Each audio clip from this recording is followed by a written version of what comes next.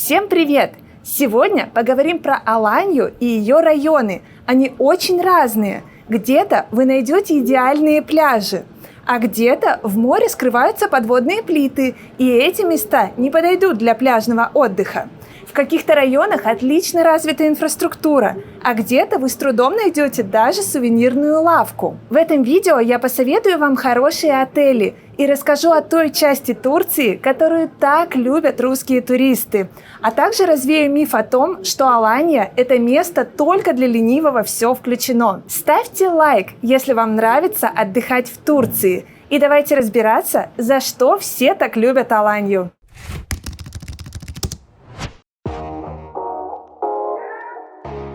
Аланья – популярный курорт в Турции, в состав которого входит больше 10 районов.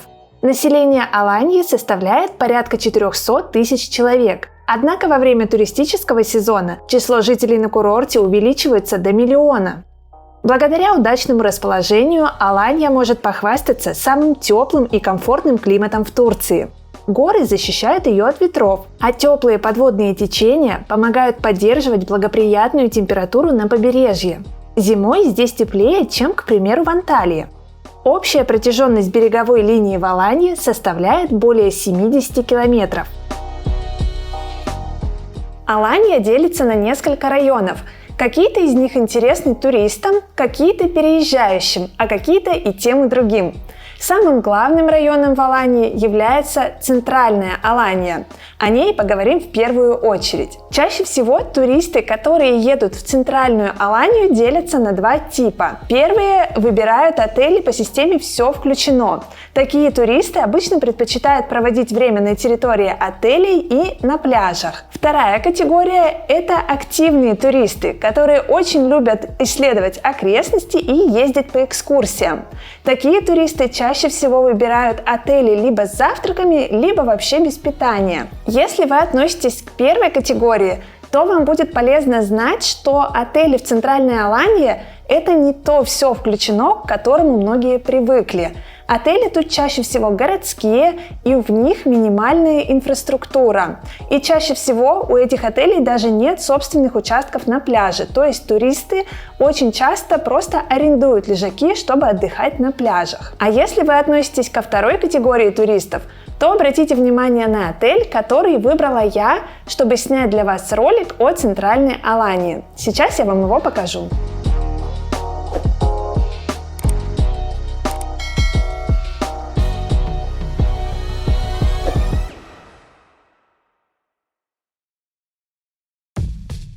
Отель Нума Порт находится в самом сердце Центральной Аланьи.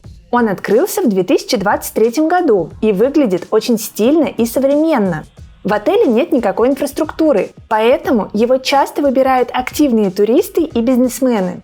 В отеле Нума Порт 58 номеров. У меня стандартный номер с видом на море на 5 этаже. Сейчас я вам его покажу. Отель Нума Порт совсем новенький, это чувствуется, здесь все очень стильное и современное. Тут небольшая прихожая и вход в ванную комнату. Она свеженькая, с хорошим косметическим набором. В номере есть Wi-Fi и кондиционер, а еще тут чувствуется внимание к деталям. Например, всех гостей встречают вот такими печенюшками. Здесь есть чайник, чай, кофе, воду пополняют ежедневно. Также есть кофемашина, а напитки в мини-баре платные. Также есть рум-сервис, можно заказать еду в номер. Тут есть халаты, тапочки, фен, бесплатный сейф, утюг и гладильная доска. Этот набор есть во всех номерах. Здесь просторная кровать, есть дополнительная зона отдыха. Напротив кровати висит телевизор. Здесь такое зеркало. Ну и главная фишка этого номера – это вид из окна.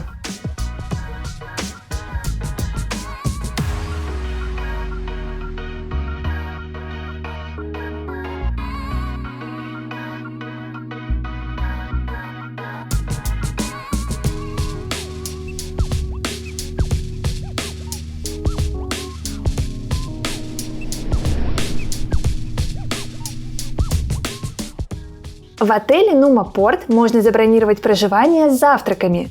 Ресторан выглядит современно, а шведский стол красиво. Гостям предлагают горячие блюда, холодные закуски, выпечку, овощи и фрукты. Отдельно отмечу качество продуктов. Отель на этом не экономит. Вы легко соберете здесь классический турецкий или европейский завтрак.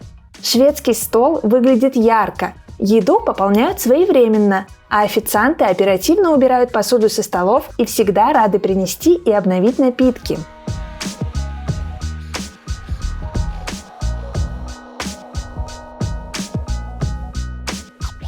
Приятный бонус во время завтраков – вид на Средиземное море. Рядом с отелем Нума Порт находятся главные достопримечательности Аланьи – Красная башня и крепость. Сюда однозначно стоит сходить, так как это место является историческим. Кстати, на моем канале есть отдельное видео о крепости и достопримечательностях Аланьи. Многие туристы поднимаются в крепость не пешком, а на канатной дороге. Нижняя станция канатки находится неподалеку от пляжа Клеопатры. Рядом с ней есть еще одна достопримечательность – парк кошек с кошачьими домиками. Сюда любят приходить местные жители и туристы. Главный пляж центральной Аланьи – пляж Клеопатры. Он считается самым красивым на курорте. Однако здесь часто бывают волны, а под водой есть подводные плиты. Рядом с пляжем Клеопатры пролегает променад.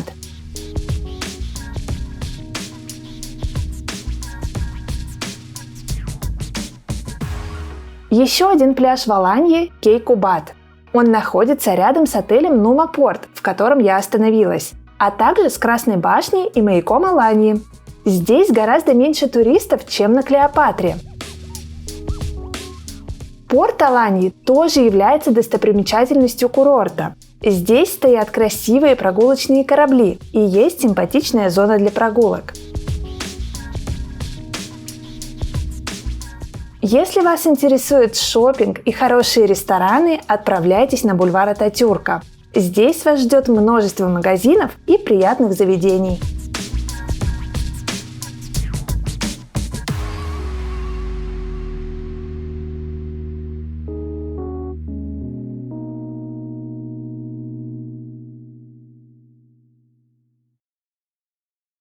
Самый популярный вопрос, который задают мне подписчики последние 2 года – с какими деньгами сейчас лучше ехать в Турцию? Раньше я всегда советовала покупать доллары или евро в России, ехать с ними в Турцию и затем менять на местную валюту. Но сейчас с этим стало сложнее, потому что купить доллары и евро в России не так-то просто. Подписчики рассказали мне, что в некоторых городах достать валюту почти невозможно, а где-то им удавалось достать доллары старого образца, которые не всегда принимают в Турции. Напомню, что карты российских банков сейчас в Турции не работают. Карту МИР не принимают уже 2 года. Исключение – банковские карты платежной системы UnionPay. Но это скорее лотерея, чем надежный способ. Их принимают не во всех магазинах и не на всех онлайн-платформах. Я и сама завела такую карту в России и попыталась оплатить отель через популярный сервис. У меня ничего не вышло. Поэтому лучший вариант на сегодняшний день – завести карту зарубежного банка. Это можно сделать с помощью компании Easy Payments. Самый популярный вариант у россиян сейчас – именная мультивалютная карта Казахстана. В чем ее преимущество? Срок выпуска такой карты от 2 дней. Ее доставят прямо к вам домой в любой точке мира. Карту можно привязать к российскому номеру телефона, пополнять со своего счета в российском банке, а также привязать ее к Apple, Google и Samsung Pay. Бесплатное обслуживание, никаких лимитов на операции, мобильное приложение на русском языке. Все это очень облегчает жизнь любителям путешествий. Прямо сейчас компания Easy Payments проводит акцию. Вы можете оформить зарубежную карту с 50% скидкой, всего $220 вместо 440. Переходите по ссылке, которую я оставила в описании к этому видео, чтобы оставить заявку и получить консультацию эксперта. Я уверена, что вы еще не раз скажете мне спасибо, когда ваши путешествия станут еще проще и приятнее. Помимо достопримечательностей Алании, активные туристы часто осматривают ее окрестности и другие регионы Турции. Рядом с Аланией есть много интересных мест, куда туристы ездят самостоятельно и с экскурсиями. Мне очень понравилась пещера Дим. Это не дикая пещера, а очень популярное туристическое место. Внутри пещеры построены деревянные мостики, ступеньки, так что там удобно гулять. Также там сделано освещение, и скалы немножко подсвечиваются. Это создает особенную атмосферу. Внутри пещеры круглый год одна и та же температура, примерно 18-19 градусов, и даже в жаркий летний день там прохладно. Это приятно. Пещера Дим вторая по длине в Турции, поэтому побывать там очень интересно. А рядом с этой пещерой находится чудесная смотровая площадка, с которой открывается вид на сосновые леса. Неподалеку от пещеры Дим находится каньон Сападере. Туда тоже очень часто ездят с экскурсиями. Это ущелье в горах, где протекает река с водопадами. Там очень красиво. Сделаны деревянные мостики, ступеньки, и вы просто идете вдоль каньона и любуетесь этими скалами, хвойными деревьями, прозрачной голубой водой. Также оборудованы спуски, по которым вы можете подойти к воде и искупаться. Правда, вода там очень холодная. Из экскурсий в Алании очень популярны туры в Памуккале и в Каппадокию. Кстати, скоро я еду в Каппадокию, и следующий выпуск на моем канале будет именно о ней. Так что подписывайтесь и не пропустите это видео. Будет очень красиво, я вам обещаю. Также здесь популярны морские прогулки, рыбалка, дайвинг, а также туры в соседние регионы – в Сиде, Анталию и даже в Стамбул. Ссылочки на сервисы, где я бронирую экскурсии, я оставлю вам в описании под видео. Вообще заглядывайте в описание под видео, там, как и всегда, будет много интересного, полезного и все названия, которые трудно воспринимаются на слух.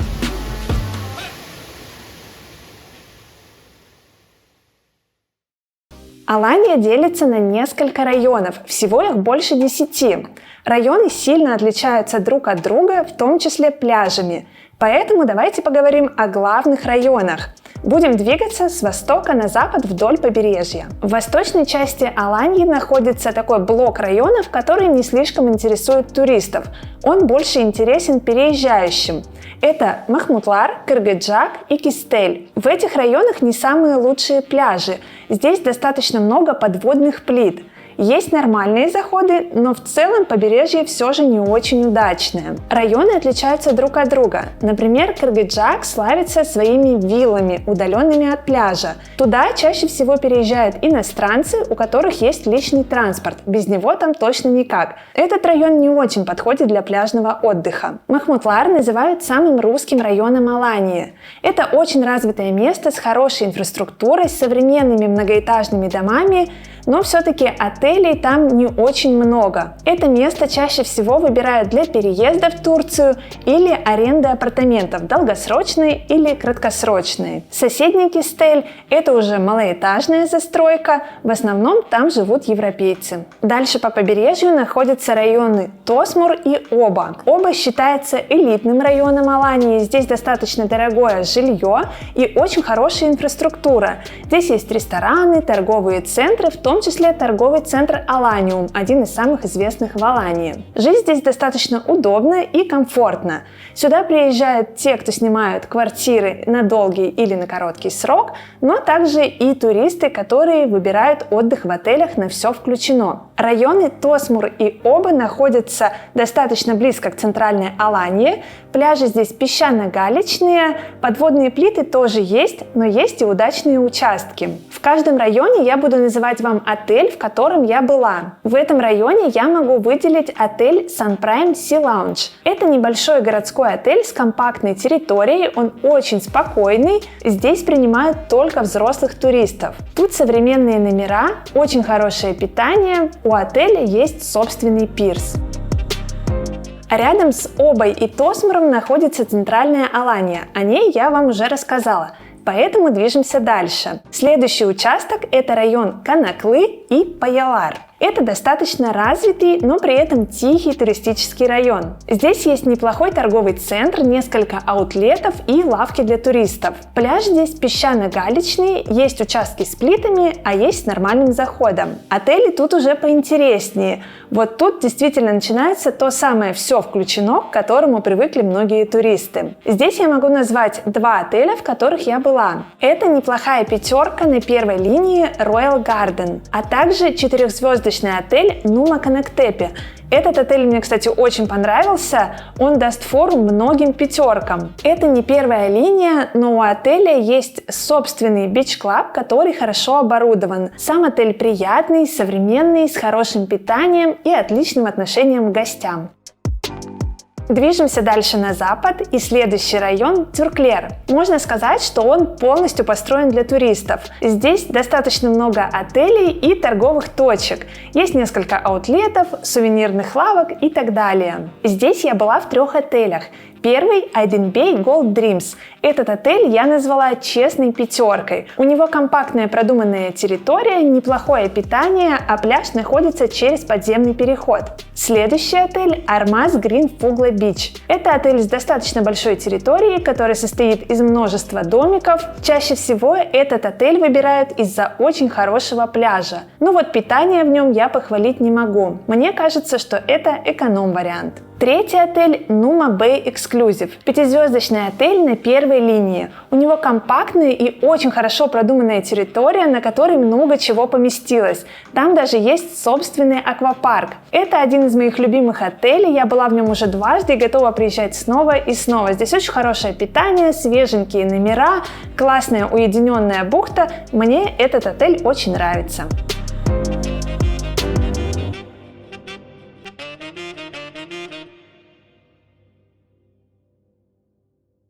Следующий район – это Афсалар. Это мой самый любимый район. Настолько любимый, что я даже купила здесь квартиру. Главный плюс Афсалара – это длинный песчаный пляж, один из лучших в Алании. Здесь наконец-то заканчиваются подводные плиты, заход в воду очень хороший. Инфраструктура здесь минимальная, здесь есть туристические лавки, супермаркеты и раз в неделю приезжает рынок. Отелей в Афсаларе не очень много, но зато почти все они находятся на первой линии. Здесь я была в 2 отелях. Первый называется Аска Джастин Бич. Его фишка в том, что он находится прямо на пляже. Больше всего мне понравился ресторан с видом на море. Этот отель не очень подходит для отдыха с детьми, зато он работает круглый год, в отличие от остальных отелей в Афсаларе. А вот для отдыха с детьми хорошо подойдет отель My Home Resort. Это приятный семейный отель с достаточно хорошей инфраструктурой, качественным питанием и отличным участком на пляже. Западнее Афсалара находится еще один район с отличным пляжем – Инджикум. Пляж здесь тоже песчаный, без подводных плит, с хорошим заходом в воду. Инджикум – это чисто туристический район. Здесь почти нет городской инфраструктуры, отсутствуют сетевые супермаркеты, да и туристических лавок здесь тоже маловато. За всем этим нужно ходить в соседний район Афсалар. Зато здесь неплохие отели, которые расположены на первой линии. Здесь я была в отеле Annabella Diamond. Это неплохая пятерка, которая пользуется популярностью у туристов. У нее компактная территория и хорошее питание. Но здесь очень важно выбирать номера с видом на море, иначе вы рискуете поселиться с видом на дорогу и слушать шум от проносящихся автомобилей всю ночь.